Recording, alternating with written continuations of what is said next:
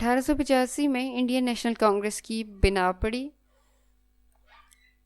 اے او ہیوم نامی ایک انگریز نے اس کی بنیاد رکھی تھی. بنیاد کو کہا جاتا ہے.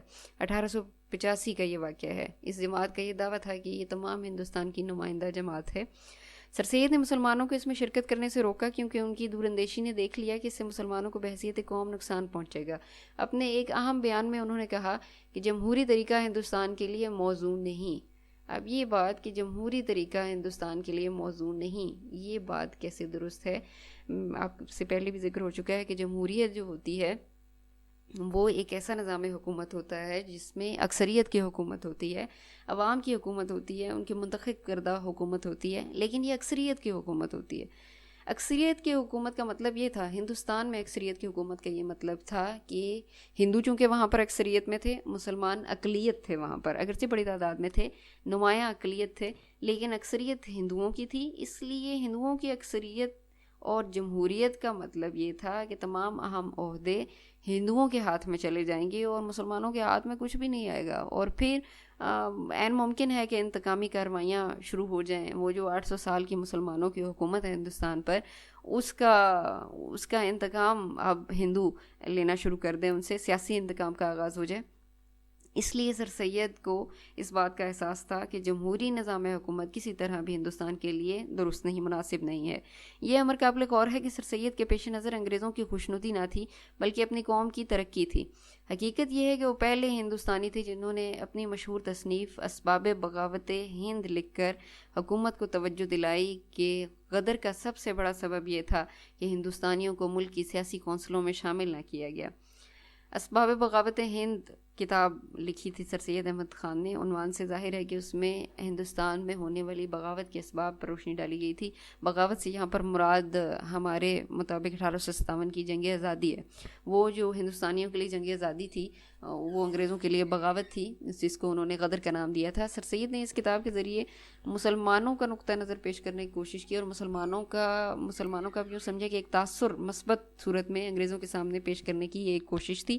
انہوں نے انگریزوں کو یہ بتانے اور ان کو یہ احساس دلانے کی کوشش کی کہ اصل میں مسلمانوں کا یہ جنگ لڑنے کا مقصد جو تھا وہ یہ تھا کہ ہندوستانیوں کو ملک کے لیے جو سیاسی کونسلیں بنائی گئی تھیں انگریز نے، جو پہلے تجارت کی غرض سے آئے اور رفتہ رفتہ وہ سیاست اور ہر چیز پر غالب آتے گئے. ہندوستان میں سیاسی کونسلیں بنائی گئیں تاکہ ہندوستان کی عوام کی اصلاح اور فلاح کی راہ نکالی جائے. تو ان کونسلوں میں ہندوستانیوں کو شامل نہیں کیا گیا تھا. یہ برائے نام کونسلیں بنائی گئی تھیں. ان کا مقصد ہندوستانیوں کی کم از کم فلاح و اصلاح نہ تھا. یہ وہ غصہ تھا جس کا انہوں نے اظہار کیا تھا جنگ آزادی کی صورت میں. پھر 1878 میں جب وہ کونسل کے ممبر نامزد ہوئے تو انہوں نے ملکی اور قومی مفاد پر پے در پے مسلسل تقریریں کی. 1878 میں وہ کونسل کے ممبر نامزد ہوئے. انہوں نے ملکی اور قومی مفاد پر تقریریں کر کے ایک مسلمانوں کے فلاح کی راہ نکالنے کی کوشش کی تھی. 1898 میں جب سر سید نے انتقال کیا تو ان کی قوم اپنے خواب گراں سے جاگ چکی تھی. اس پیراگراف کے اختتام پر سر سید کی تمام مسائی کا اختتام ہو رہا ہے جی. 1898 میں ان کا انتقال ہو گیا تھا اور تب تک مصنف کے بقول انہوں نے اپنے حصے کا فرض ادا کر دیا تھا. ان کی قوم اپنے خواب گراں سے، وہ جو غفلت کی ایک گہری نیند قوم سو رہی تھی، اس سے وہ بیدار ہو چکی تھی. یہاں تک حالات و واقعات کی ترتیب کے ساتھ اب چلے آئے. میں ایک دفعہ پھر دہرا دوں، ہم نے سبق کے آغاز سے مختلف حالات اور واقعات کے ساتھ جو تشکیل پاکستان کے پس منظر میں کار فرما ہیں اس میں مختلف شخصیات کا ذکر آیا ہے. آغاز ہوا تھا شاہ ولی اللہ سے، شاہ عبدالعزیز سے، ان کے بعد سید احمد بریلوی، اور سید احمد بریلوی کے بعد بات ہو رہی تھی سر سید احمد خان پر. سر سید احمد خان کے بعد آگے مختصر سا ایک وہ بتایا گیا ہے کہ سر سید کے بعد ان کے رفقا نے ان کا شاندار کام جاری رکھا. رفقا، رفیق کی جمع ہے، ساتھیوں کو کہتے ہیں، دوستوں کو. یہ ان کے رفقا ہیں. محسن الملک، وقار الملک، حالی، نذیر احمد، ذکاء اللہ، شبلی وغیرہ نے تعلیمی، سیاسی اور ادبی خدمات سر انجام دی. یہ سارے ان کے رفقا تھے اور ان میں سے ہر شخص نے اپنے اپنے دائرہ کار میں رہتے ہوئے بہت کام کیا. تعلیمی کارنامے انجام دیے، سیاسی کارنامے، ادبی خدمات. محسن الملک اور وقار الملک کا، حتیٰ کہ حالی کا بھی سیاست میں بڑا کردار ہے. حالی کا، مولوی نذیر احمد کا، ان کا ادب کے حوالے سے ان کی بہت خدمات ہیں. اردو ادب کی انہوں نے بہت خدمت کی. شبلی نعمانی نے ادب کی بہت خدمت کی. یہ وہ لوگ ہیں جنہوں نے کسی نہ کسی طرح سے اردو مسلمانوں کو بہت تقویت پہنچائی. محسن الملک نے علی گڑھ کالج کو ترقی دی. سر سید کے انتقال کے بعد یہ علی گڑھ کالج کے سیکرٹری بنے تھے نواب محسن الملک. وقار الملک اصل نام تو ان کا سید مہدی علی خان تھا. ان کو محسن الملک کا خطاب دیا گیا تھا ان کی خدمات کی وجہ سے. وقار الملک ایک سیاسی جماعت کی تشکیل میں معاون ہوئے. مسلم لیگ سیاسی جماعت جس کا یہاں پہ ذکر ہو رہا ہے وہ ہے آل انڈیا مسلم لیگ کی بات ہو رہی ہے کہ اس کو تشکیل دینے میں انہوں نے بڑا اہم کردار ادا کیا. حال ہی کی مسدس نے ہندوستانی مسلمانوں کی زندگی میں انقلاب کی لہر دوڑا دی. حال ہی کے لیے اور اس سے بڑا کارنامہ کیا ہو سکتا ہے کہ انہوں نے مسدس سے حال ہی لکھی. ایک طویل نظم ہے مسدس کی حیث میں لکھی گئی ہے جس کا اصل عنوان جو تھا وہ تھا مسدس مد و جزر اسلام. اس کتاب میں یہ بعد میں مسدس حالی کے نام سے معروف ہو گئی. اس طویل نظم میں انہوں نے مسلمانوں کے عروج و زوال ان کا پورا ایک نقشہ کھینچ کے رکھ دیا اور بڑی بہترین یہ چیز ہے. اس کے بارے میں حتیٰ کہ کہا جاتا ہے کہ سر سید احمد خان کا چونکہ ان کی کہنے پر اور ان کی کوشش پر حالی نے یہ تحریر کی تھی تو سر سید کا یہ کہنا تھا جی کہ میں جب اللہ کے حضور پیش ہوں گا مرنے کے بعد اگر مجھ سے میرا کوئی کارنامہ پوچھا جائے گا تو میں مسدس حالی کا حوالہ دوں گا کہ میں حالی سے مسدس لکھوا لایا ہوں. اس کو گویا وہ اپنا ایک بہت بڑا کارنامہ سمجھتے تھے سر سید احمد خان. شبلی نے اسلامی تاریخ کے آئینے میں انہیں اپنی گزشتہ عظمت دکھا کر ان کے دلوں کو گرما دیا. یہ مورخ تھے شاعر بھی تھے لیکن بحیثیت مورخ ان کا بہت بڑا کردار سمجھا جاتا ہے. سیرت النبی نامی ایک بہت ہی ضخیم کتاب انہوں نے لکھی ہے سیرت نبی صلی اللہ علیہ وآلہ وسلم پر اور اسلامی تاریخ کو انہوں نے بڑے خوبصورت طریقے سے اور بڑی محنت اور کوشش کے ساتھ مسلمانوں کے سامنے پیش کیا تاکہ ان کے اندر جوش اور جذبہ پیدا کیا جا سکے وہ اپنی تاریخ سے واقف ہو سکیں. امیر علی نے اپنی انگریزی تصانیف سے مغربی حلقوں میں اسلام کی وقت پیدا کی. امیر علی لندن میں جو مسلم لیگ کی برانچ تھی اس کی یہ سربراہ تھے اور انگریزی میں بڑی معروف کتاب انہوں نے اسپرٹ آف اسلام لکھی تھی. بہت کمال کی وہ کتاب ہے. انہوں نے اپنی انگریزی تحریروں سے خاص طور پر مغربی حلقوں میں اسلام کی وقت اہمیت کو کہتے ہیں پیدا کرنے کی کوشش کی تھی. علی گڑھ تحریک کی وجہ سے قوم میں کئی اور تحریکات شروع ہو گئیں. اختلافات ضرور رونما ہوئے لیکن ایک حد تک یہ نئی زندگی کا نشان تھے. سر سید امیر علی اور دیگر بزرگوں نے اسلام کو مغربی علوم سے اس طرح جا ملایا تھا کہ اسے ایک ترقی یافتہ مذہب ثابت کیا لیکن اس جدید علم الکلام کے رد عمل کے طور پر بعض اور مذہبی مسائل بروئے کار آئیں. جدید علم الکلام ان تمام بزرگوں نے جن کا ذکر ہوا ہے ان تمام سر سید کے رفقا نے اپنے اپنے طریقے سے اسلام کو مغربی علوم سے ملانے کی کوشش کی تھی. علم الکلام ایسا علم ہوتا ہے جس کے ذریعے ہم مذہبی عقائد و نظریات کو دلائل یا سائنس سے ثابت کرنے کی کوشش کرتے ہیں.